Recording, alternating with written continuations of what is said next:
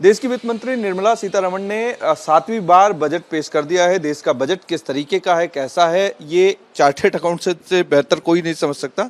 सी साहब, किस तरीके का आप देखते हैं इस बजट को, क्योंकि आम लोग चाहते हैं कि बहुत सरल तरीके से समझ पाए वो बजट। देखिए, बजट जो है विकास उन्मुखी बजट है और देश को जो है 2047 विकसित भारत की तरफ ले जाने वाला बजट है। बजट को आप उसमें देखेंगे तो आप हर एक जो सेक्टर होता है हर एक सेक्टर को कुछ ना कुछ मिला है और जो जीवन जीने की जो कला है उसको कहीं ना कहीं सरल किया गया है। तो ये सब चीज़ें आपको देखें, चाहे इंफ्रास्ट्रक्चर हों, चाहे उनकी सुविधाएं हों, श्रमिक हैं, श्रमिकों की सुविधाओं के लिए है कि उनको जहाँ काम करने जाते हैं रेंटल स्कीम हो, हाउसिंग की जो लोगों की स्कीम्स हैं उसमें हो, ग्रामीण को जोड़ने वाली सड़कें हों, जो प्रधानमंत्री ग्राम सड़क योजना उसका चौथा चरण शुभारंभ किया है। तो कहीं ना कहीं जीवन को सरल बनाने के लिए और व्यक्ति को जो है कहीं ना कहीं अग्रसर बनाने के लिए ये एक बजट है। बजट को लेकर के जो अहम चीज थी कि रिबेट्स मिले, कुछ टैक्सेशन में छूट मिल जाए या आम लोगों को उस चीज से राहत मिल जाए, वो सारी चीज इस बजट में रही कि नहीं? बिल्कुल रही है। देखिए, बजट में आप देखिए कि स्टैंडर्ड डिडक्शन को 50,000 से बढ़ा करके 75,000 बढ़ाया गया है। टैक्स स्लैब को जो है, जो न्यू रिजीम का टैक्स स्लैब है उसमें 3 लाख तक की जो है इनकम है वो एग्जेम्प्टेड है।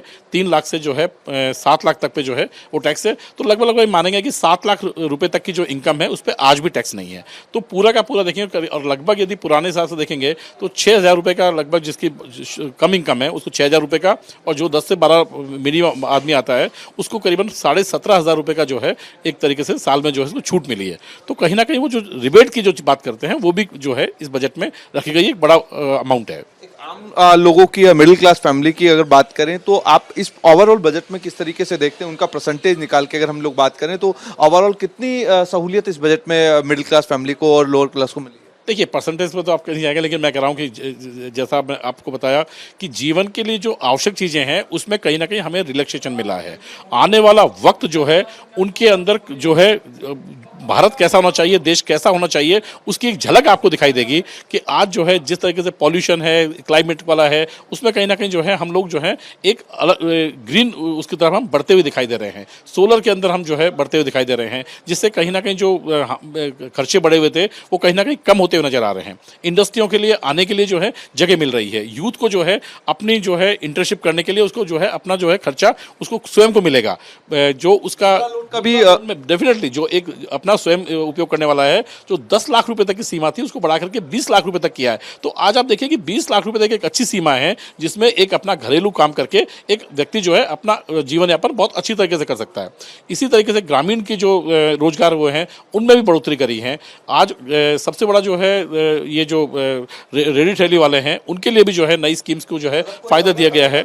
अपना बिजनेस करना चाहता है तो 10 की जगह 20 लाख रुपए वो इन्वेस्ट कर सकता है अपने बिजनेस में मुद्रा लोन के। यस, 20 लाख रुपए तक का लोन जो है उसको बिना किसी गारंटी के, बिना किसी कोलेटरल के, बिना किसी उसके अपने प्रोजेक्ट पे 20 लाख रुपए तक का लोन ले सकता है। और उसमें लोन ही नहीं है, लोन के ऊपर जो इंटरेस्ट है उसमें भी कहीं ना कहीं उसको छूट है। तो वो अपना जो है धंधे को बढ़ा सकता है। तो जिन लोगों ने अभी जो 10 लाख रुपए तक के लोन थे, जिनके बिजनेस चल रहे थे, छोटे स्तर पर थे, वो कहीं ना कहीं अपने को एक्सपांशन करके अपनी आय को जो है बढ़ा सकते हैं। जीएसटी जब बढ़ी थी तो जो सबसे ज्यादा नाराजगी थी एक वर्ग में थी और वो था ज्वेलरी, जो सुनार का काम करते हैं उनमें। लेकिन धीरे धीरे वो चीज जो है वो खत्म हुई, नाराजगी भी दूर हुई, क्योंकि जो स्लैब था जीएसटी का वो भी घटा। लेकिन इस बार बहुत कुछ बजट में अलग मिला है। तो आप तो ज्वेलर हैं, गोल्ड इंपोर्ट के ऊपर जो 9% की जो एक्साइज ड्यूटी माननीय मोदी जी ने कम की है, ये देश के 2 करोड़ व्यक्ति जो प्रत्यक्ष और अप्रत्यक्ष रूप से इस व्यापार से जुड़े हुए हैं, सोने और चांदी के जेवर बनाते हैं,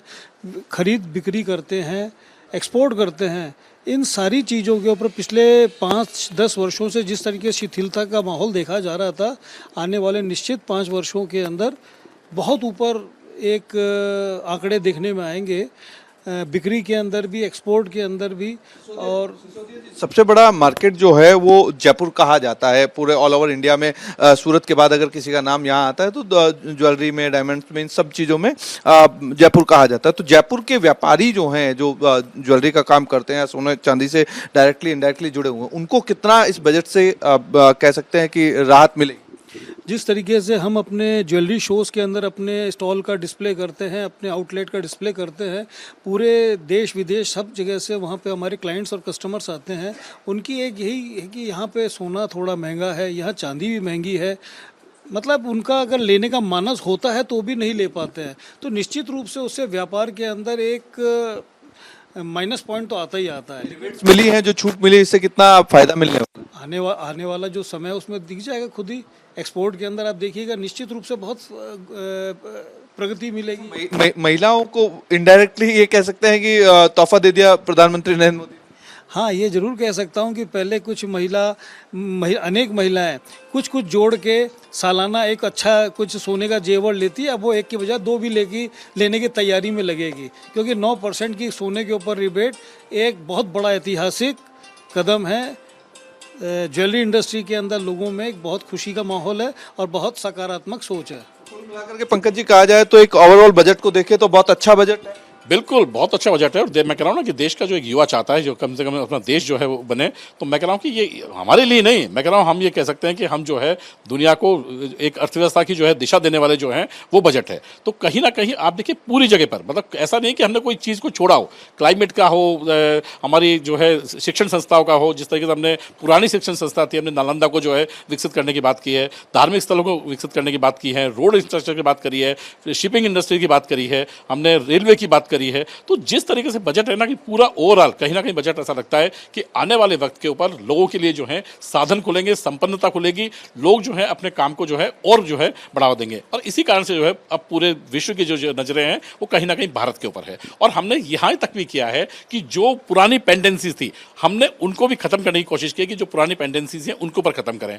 हमने लिबरलाइज की भी कोशिश करी कि जो लोग पेनल्टीज में जहाँ अपराध माना जाता था उसको भी कम करने की कोशिश की है। और 1961 का जो इनकम टैक्स एक्ट था उसमें भी हमने कहा कि उसका सरलीकरण करेंगे, क्योंकि आज व्यक्ति को ये चीज़ चाहिए कि मुझे कोई भी चीज़ मिले तो उसमें कहीं ना कहीं ऐसा नहीं हो कि मुझे एक बड़ा सा लगे कि इतना बड़ा इसमें जो है कहीं मुझे प्रोफेशनल्स की सर्विसेज लेनी पड़ेंगी। उसको लगता है कि मुझे टेक्नोलॉजी के माध्यम से इमीडिएटली जो है ये काम मेरा हो जाए। तो कहीं ना कहीं इन चीज़ों का जो है सब चीज़ों को जो है समग्र रूप से एक साथ जो है व्यवस्थित करने की कोशिश की है। इसके लिए प्रधानमंत्री जी और निर्मला सीतारमण जी जो हैं उन्होंने जो पूरा का पूरा जो बजट को संकलित किया, मैं कह रहा हूँ बहुत अच्छा, और आने वाले वक्त के ऊपर इसकी जो दिशाएं हैं वो निश्चित रूप से देश के सामने प्रकट होंगी। अच्छा बजट जो है वो पेश किया है निर्मला सीतारमण ने, वित्त मंत्री हैं देश की, 7वीं बार उन्होंने बजट पेश किया। लेकिन जो बजट को समझने वाले लोग हैं, जिन्होंने सरली तरीके से आम लोगों को समझाने का प्रयास किया, उनका कहना यह है कि बजट जो है वो एक दिशा देने वाला है, वर्ल्ड को भी, दुनिया को भी दिशा दिखाने वाला बजट होगा। क्योंकि डायरेक्टली और इनडायरेक्टली मिडिल क्लास और लोअर क्लास को भी बहुत अच्छा फायदा हुआ, यूथ को बहुत अच्छा फायदा हुआ है। अगर कोई यूथ अपनी पढ़ाई करने के बाद में बिजनेस स्टार्ट करना चाहता है तो मुद्रा लोन के जरिए पहले जो 10 लाख का क्राइटेरिया था उसको बढ़ा करके 20 लाख कर दिया है। 20 लाख एक हैंडसम अमाउंट होता है, उससे आप अपना बिजनेस जो है वो स्टार्ट कर सकते हैं। वहीं दूसरी तरफ जो ज्वेलरी का बिजनेस करने वाले लोग थे, ज्वेलरर्स जो थे, जो सोना चांदी से इनडायरेक्टली और डायरेक्टली जुड़े हुए रहते हैं, जिस पर महिलाएं ज्यादातर हिंदुस्तान की डिपेंड रहती हैं, उनका कहना यह है कि प्रधानमंत्री नरेंद्र मोदी ने जिस तरीके से रिबेट दी है, छूट दी है सोने में, उसको लेकर के कहीं ना कहीं अब जो बचत करती हैं साल भर में महिलाएं, उनका गहने खरीदने का जो तरीका होता है बचत कर करके, वो भी शायद दूसरे तरीके का हो जाए। वो भी अपनी एक की जगह 2 ज्वेलरी जो है वो खरीद सकते हैं साल भर में। तो वीडियो जर्नलिस्ट महेश के साथ अमरदीप शर्मा, रिपब्लिक टीवी, जयपुर।